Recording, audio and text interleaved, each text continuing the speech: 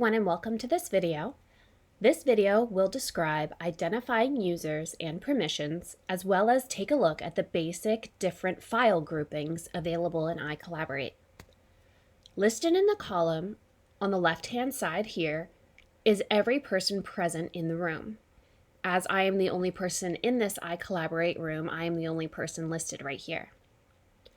When students enter, their dot will be green next to their name, whereas you can see the dot next to my name is red.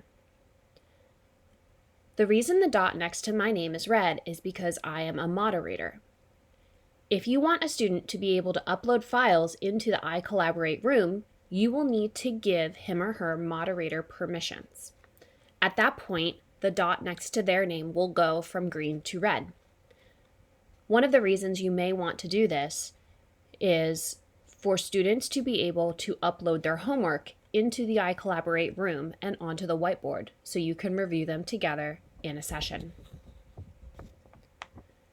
Now, when we click here on the Files tab, we will see listed the different types of files that are a part of iCollaborate.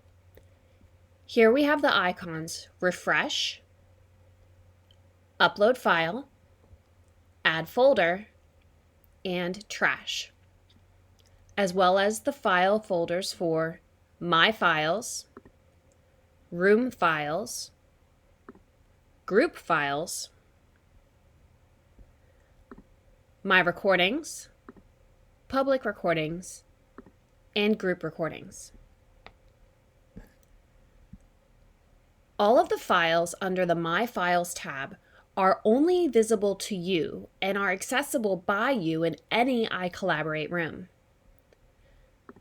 The Room Files is a public drive and is accessible by everyone who is a part of this specific iCollaborate room.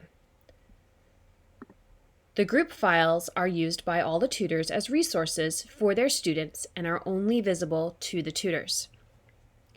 In the next video, we will take a look more at the files, how to upload, and how to share any file on the whiteboard. Thank you for joining us. We hope to see you next time.